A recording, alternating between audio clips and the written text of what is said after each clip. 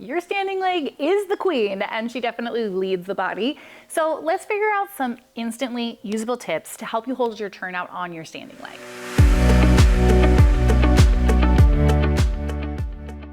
Hey dancers, I'm Allie Christensen, founder of Dancer Strong Programs, and today I'm answering some questions that you have asked. The question sounds simple. How do I hold turnout on my standing leg?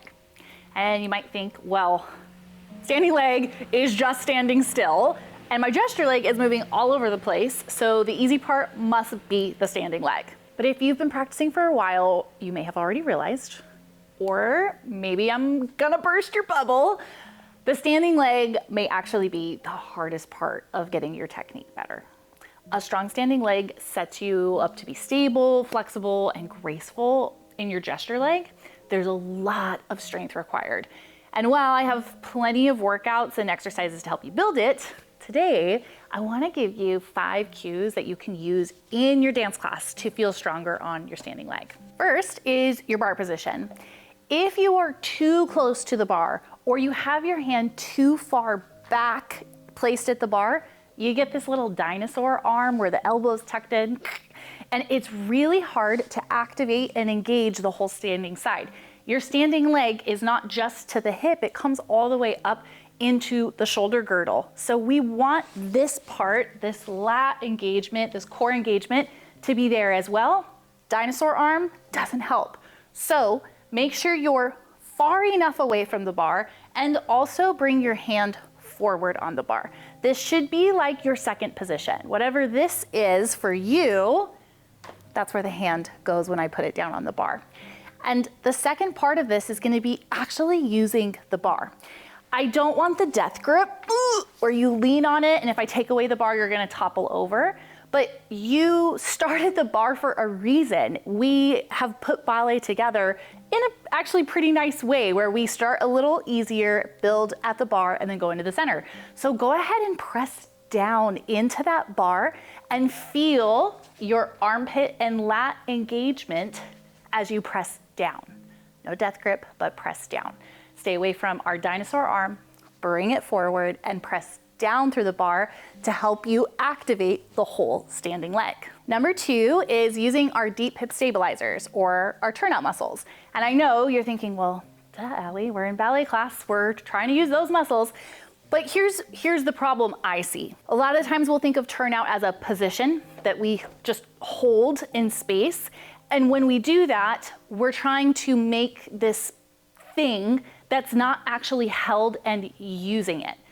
Turnout is an action, always evolving, always changing. Turnout changes as your leg moves in space, as your weight shifts, even from moment to moment of you just standing there. How the whole body is actively turning out changes. So when you think of your standing leg as an action, not a position that we just hold. If you just try to hold it, it doesn't work very well. It's an action that's always wrapping and closing, that is always happening from the hip. It's one, gonna change how you feel inside of your hip, always working, and 2, it's gonna change what happens down in the feet, which leads me to tip number 3. As you're using your deep hip stabilizers, now it can highlight maybe how much we crank the feet. Cranking the feet looks like us really trying to make the picture of turnout look nice, but I'm pronating or I'm rolling in on my big toe and my heel. My pinky toes are not touching the floor. My knees are not over my toes. My hips are not engaged. My low back is engaged a lot. There's a lot of things that are not gonna go well when it's time to move. And my goal, and I'm assuming your goal, is to dance well, not to look pretty in a picture. So push your pinky toes through the floor. Tip number 3. Find the weight and push it through the pinky toes more than you think. Not so much that you lose the big toe pushing through the floor. I'm still creating a tripod foot, 3 points of contact, but I'm really feeling more than you might think pressing through onto that pinky toe. The pinky toe is gonna give you width. It's gonna help you feel your turnout muscles in the back of your legs. And it gives you a little bit more stability so that when you're standing on one foot, you have a bigger base, you have activity happening back here, which is where a lot of the strength to be able to stand on one leg and certainly to hold your turnout is coming from. And it's gonna help you into our next cues, which have to do with pulling up. When you hear the cue to pull up, I want you to make the change from pulling your belly up to pulling your hip girdle up. When you think about the hips, creating space and separating at the thigh bone so that length and space happens here, not pulling back in the belly, you're gonna actually affect more change in length and that wrapping and stability that needs to happen inside of the hips.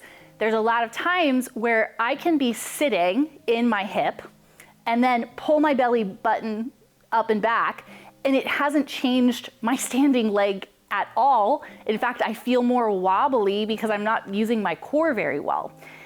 If I pull the hip girdle up off of my thigh bone, I can now feel my turnout muscles a little better. I can place my pinky toe through the floor, and then I can bring my arm forward and onto the bar, and that gives me that full standing leg feeling. Remember in the beginning I said standing leg does not stop here, it comes all the way up to the shoulder girdle.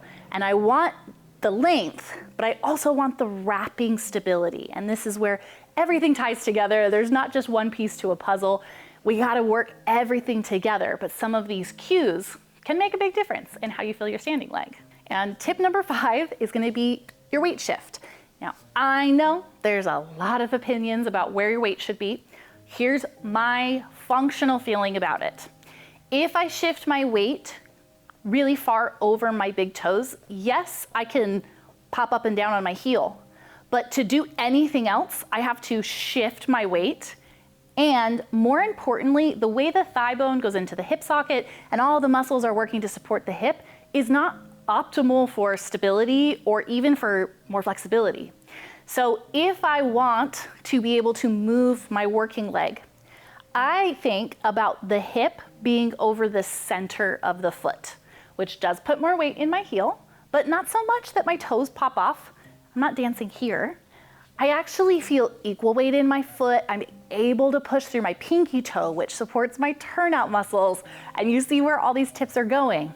So the weight shift towards the center gives me a straighter line down through the thigh bone, not the quad muscle.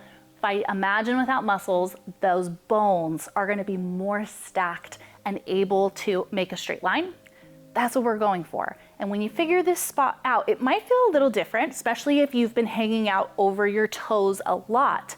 But when we get here and you push through the pinky toes and you feel the wrapping and the closing and the connection and the activity of turnout, and then you realize that you can press through your armpits to create that lat engagement, and then we find our standing leg, that's the standing leg that can use the turnout and that you can work more from.